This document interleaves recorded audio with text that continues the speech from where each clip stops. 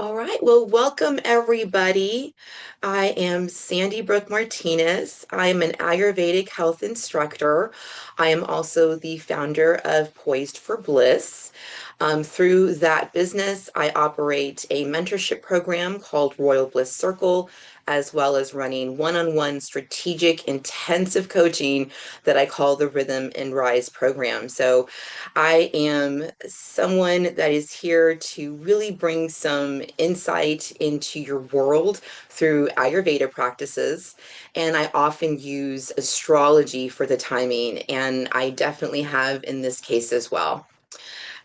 With that, we just had a full moon. The moon brings up all energies related to our emotions, our intuitive nature, and our connection to, of course, divine, as well as mothers and mother figures, the most divine vessel that we come from. So, to all mothers this month that are out there in any way, shape, or form, thank you for what you do and happy Mother's Day. All right, so now that our introductions have been said, I want to just say I am so glad for each one of you that are here watching live or watching the replay, or perhaps you've purchased the download later on in the year.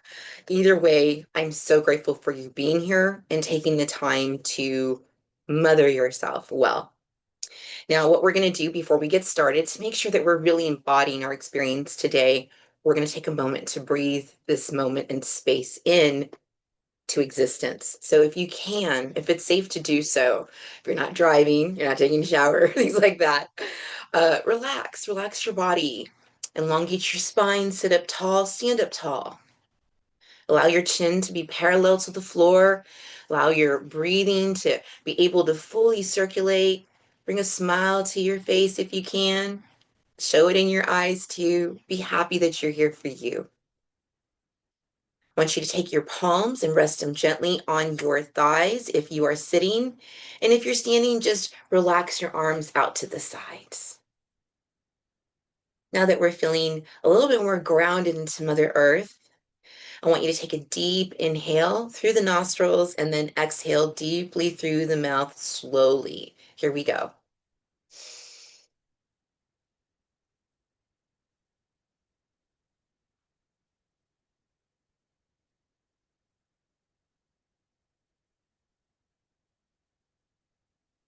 And again.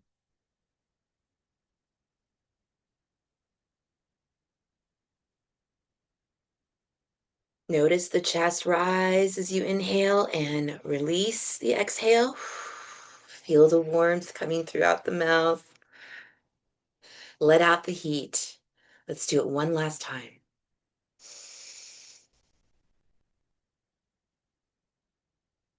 And release any tension in the body. Woo! Shake it loose, shake it loose. Feel good. I know you do.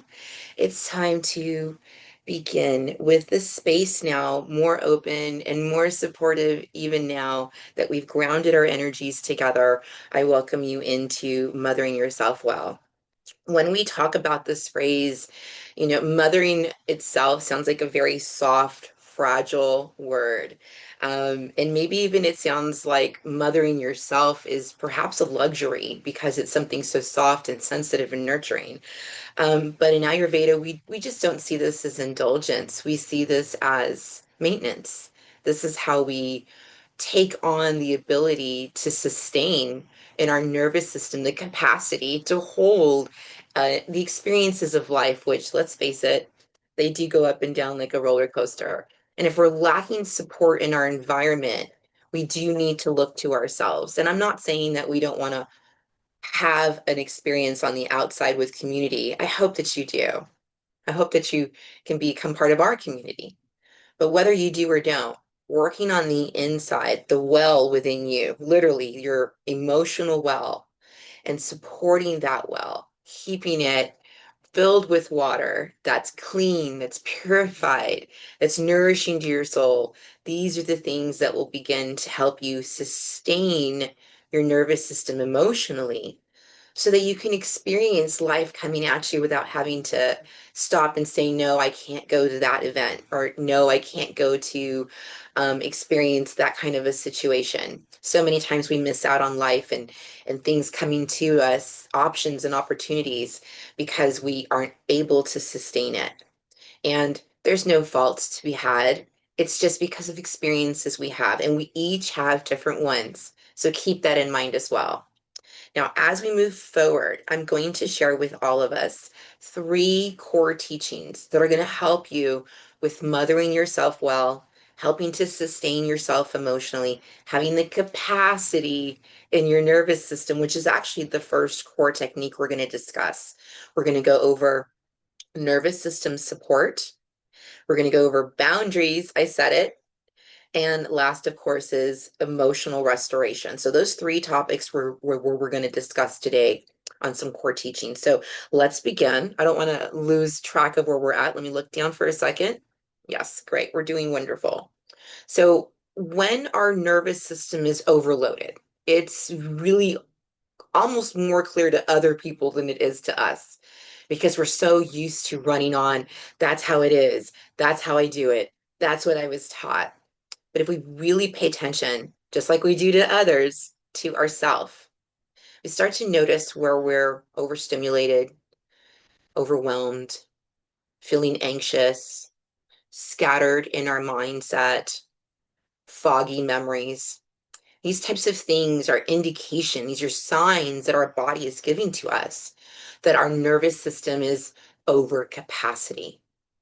And it's up to us to notice when that's happening. Just like when we notice someone that we care for or that we nurture, when we notice that happening for them, we stop. We take care. And I'm asking you to turn that energy inward now. And how that would look, of course, is really, really important. What would it look like if you stopped when you noticed that you were feeling overwhelmed in your mind, when you started noticing that you were maybe so overwhelmed with mental clutter that you can't remember what you were doing 5 minutes ago? Now, if that's happening again, what would you do for yourself to help stabilize that? Now, here are some really interesting ways to stabilize your energy. If you're coming up blank, you're like, I don't know, Sandy, what do I do? Well, consistent eating times. That will anchor your nervous system because it will know, okay, at 7 a.m., 8 a.m., 9 a.m., whenever you're having your breakfast time, your body will recognize, okay, this is a calm space. This is where I'm restfully aware of the sensual pleasure of my meal. I'm taking in nourishment. This is a set time where I get to have my space. And your nervous system recognizes that. It does. It really does. So having consistent eating times for morning, for afternoon, for the evening, even for your snacks if you want to really get to it, anchoring those consistent times helps your nervous system to start to feel safe in environments where you are taking in care for yourself and nourishing your physical body by fueling it to take action. Another one is to reduce multitasking. Y'all, 17 tabs open on your computer laptop is just not right.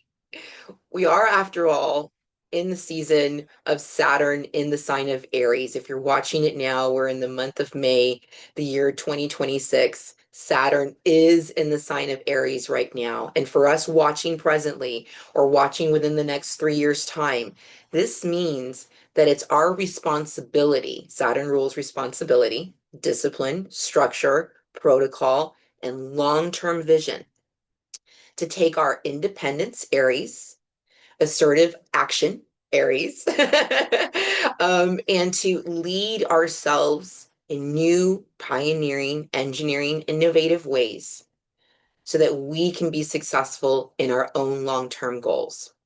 And Saturn's here to help us with that. So we're, again, I mentioned at the beginning, astrology is helping us with the timing of when we can be practicing these extra things. So definitely now We're supported astrologically, and our nervous system, scientifically proven through research, does calm down and does sustain us better in capacity when we reduce the amount of multitasking we're doing.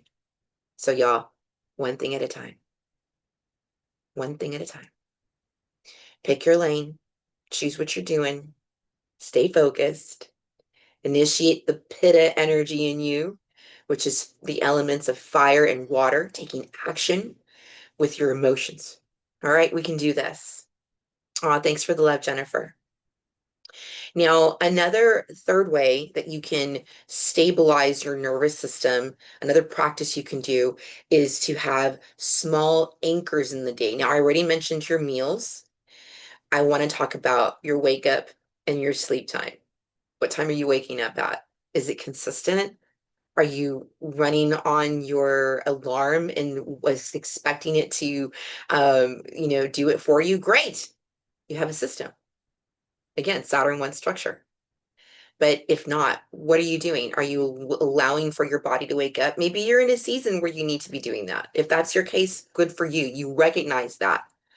But essentially, our nervous system feels much more safe and nurtured and cared for, well cared for, when we're consistent with how we're taking care of ourselves. We may be emotionally driven, but we're very much in an earthly plane. This is a physical world and it absolutely needs support. And so anchoring things down so that when you wake up, you have an agenda, you have a purpose, you have the structure, and your nervous system feels safe in that knowing. When you wind down, same thing. I was talking with my mentorship group just this past week, and I was letting them know that sleep is extremely important.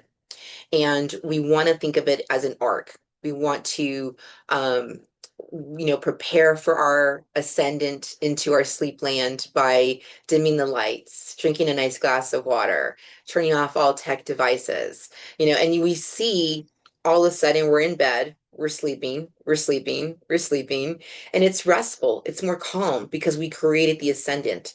And now we can descend into an energy of, okay, I got to wake up now and I got to get back out into the world and descend into that energy. So, again, creating small anchors in your day will help you to sustain your nervous system. All right. So, eat at consistent times, reduce your multitasking, focus on your lane, y'all. And again, create small anchors in your day. It can even be throughout the week. You can be someone that says, every Saturday I'm going to be at 9 a.m. meeting with Sandy Martinez, and we're going to have a workshop in the month of May. Whatever it is for you, what small anchor that's consistent can you do for you? All right. Nothing extreme, just consistent. Now, let's go ahead and move into boundaries. This is a topic that I'm not going to kid you. If you're here, you're doing the work.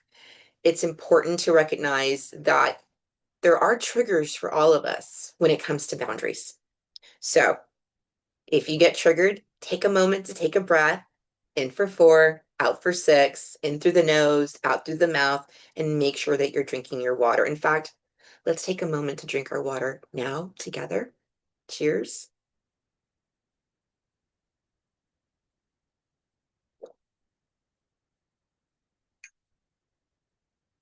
All right, so boundaries. This is where I see a lot of my clients allow others to override their systems. And I say allow because when we sidestep the option to put up a boundary, that's what's happened. Again, this may be triggering. Now, you might say, it happens very quickly. You didn't notice it. You can say perhaps you were taking on things and you're used to it, so it didn't seem like a crossing of your boundary, but your nervous system will feel it. You will start to contract. You will start to avert your eyes. You will start to hunch over with your shoulders. You will start to find yourself breathing very shallow, unable to breathe deeply. This is your nervous system letting you know your boundaries have been crossed. Now, it's important to remember that creating space in your commitments isn't just respecting your boundaries or space and taking care of yourself. It's doing that so that it can be mirrored to others and they can do that for themselves. People learn by example, y'all. And so many times we want to ask ourselves, why am I in this situation? What are we mirroring out to others? Are we mirroring out that our boundaries can be crossed at any moment? That we're a very flexible person, we're willing to go with the flow. And if we are, some of us are. Some of us are. Maybe you're a mutable sign. Maybe you're a Gemini, a Virgo, a Sagittarius, or a Pisces. You know, if you've got that kind of strong energy in your chart, maybe you are someone that can go with the flow. But there still has to be boundaries. And if there aren't, this is when, again, you'll notice these kinds of behaviors. And that's just physical behaviors, y'all. There are emotional, mental ones like just irritability, frustration, biting out at somebody. Jennifer says, amen to that. I think she's saying, yeah, you got to have some boundaries. There has to be some space between you and your commitment so that you have the capacity to have that commitment, that relationship, person, place, thing, situation come into your space. So clear boundaries can actually reduce your internal heat. Think about that for a minute. Think about walking around cool, calm, and collected versus heated, frustrated, and irritable. All right, so clear boundaries.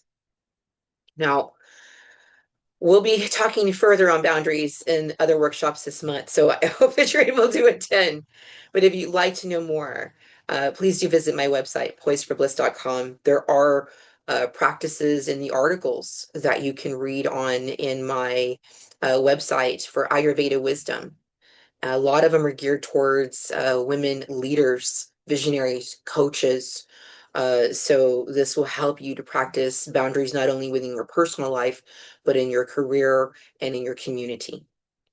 Let's move on because we've got more goodness to share. All right, so emotional restoration.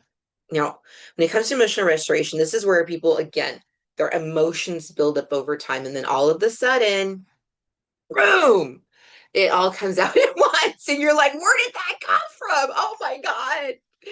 Have you ever had that experience? Have you ever witnessed it or experienced and seen yourself do that? It's like, what just happened there? What were they thinking? Well, what they were thinking and feeling was something that was held inside. And that was because emotions need to be processed.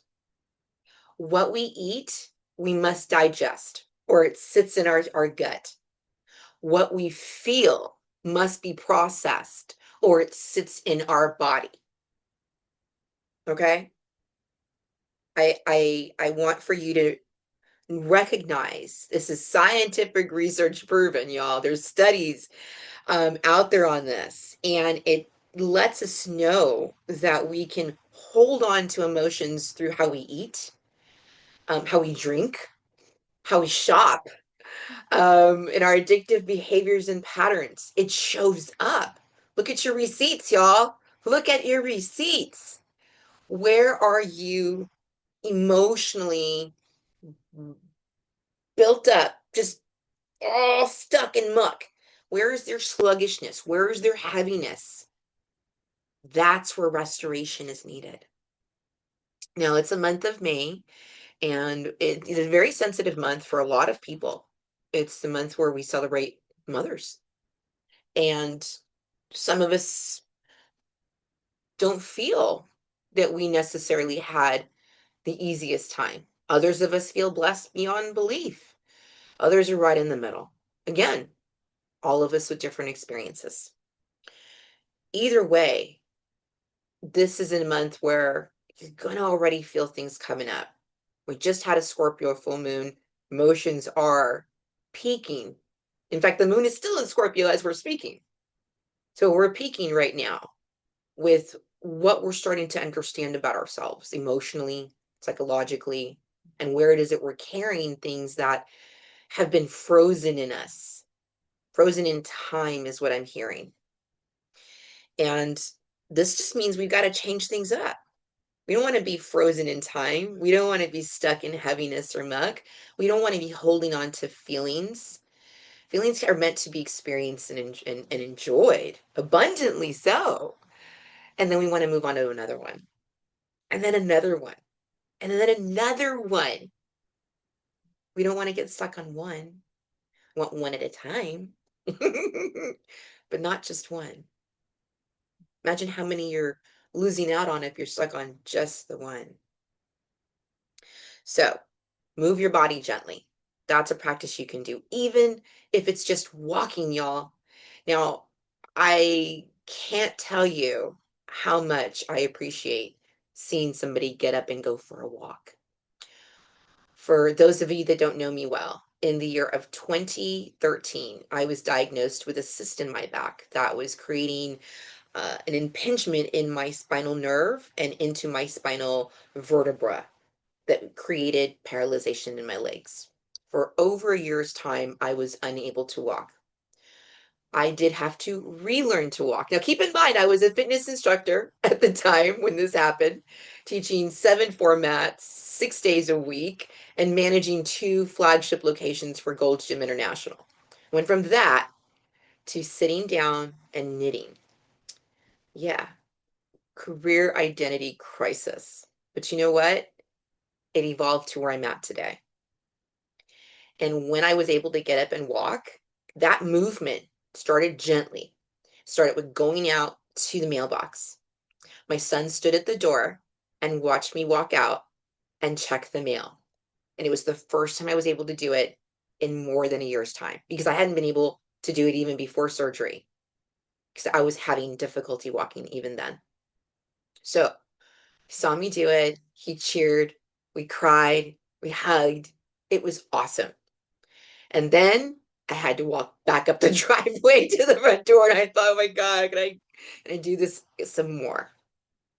And so my body was holding on to emotions at that time. That's why I'm kind of saying that, of the loss again of the career identity that I had.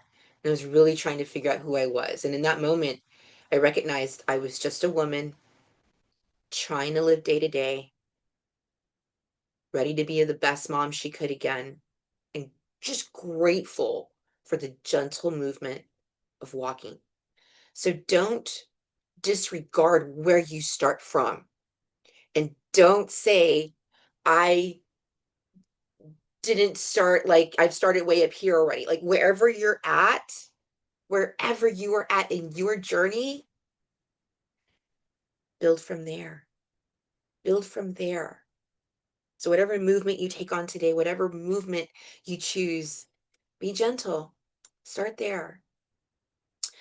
Jennifer says she didn't know that. That's amazing. Lots of resilient queen energy. Aw, thank you so much. Thank you. Appreciate that. Thank you. Thank you.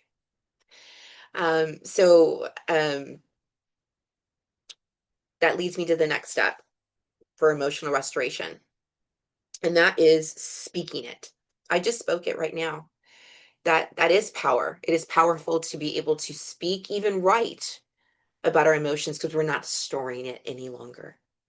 And when we do that, we're expelling the energy, we're sharing it, it's rippling out, and it's informing others. And that's what we're actually doing as human species. Our DNA is wired to be looking out for information that can help us to better prevent death. We as a species want to live as long as possible. All right, so we recognize good times and we recognize bad times really easy. It's called comfort zone and then discomfort zone. It's not very hard to figure out. Okay, so if it's time to speak it out, speak it out. Jennifer's laughing. Thank you. All right, so speak it out. Don't hold it in. Write it out. You're not a speaker. You're not prepared to be poised with your presence in your voice. That's all right. You'll get there. Start with writing. All right. Get out your favorite pen. You want to see one of my favorites? Check it out. It's a blade of grass. I'm a Taurus moon, y'all. So I like that it wiggles when I'm writing. I'm a very playful soul. All right, so another thing to do for emotional restoration is change your environment. Bring in the light, bring in some space, bring in some fresh air. Open the windows, open your windows, okay? To your soul, to your heart, to your room, okay? Small shifts done consistently, again, help to regulate your emotional well-being. And I do a practice with my clients, and I simply say to them, for example, I'll ask them to stand to wherever they're at, they'll be standing there. And I'm just going to do this for a moment for as an example. So let's say they're just standing there in their space, and I say to them, I need you to have a perspective shift. And they say, okay, what do I need to do? I say, I need you to jump to your left at least 2 inches. And they're like, okay. And I want you to snap your fingers just like this when you land. That's it. And they're like, okay, let's do it. So 1, 2, boom. You just had a perspective shift. You have changed your location. You're changing what you see. You're changing the light in the room. Everything where you look is now different. You are seeing things in the room that you didn't see when you were over here. Okay, so that itself is an example of how changing your environment, light, space, creates a different look for you of how you're seeing your world emotionally. So why don't you take a moment to check in with yourself? I'm hoping that you're seeing here that emotions are something we can process. We don't want to just make them disappear into our subconscious. But I want you to take a moment to check in and ask yourself, where are you currently feeling under supported? Just think for a moment.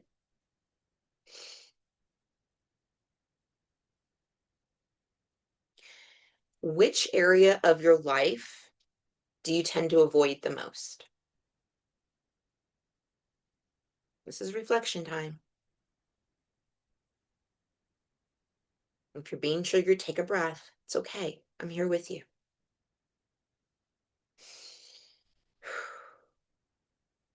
What is one small shift that you can make today to mother yourself well?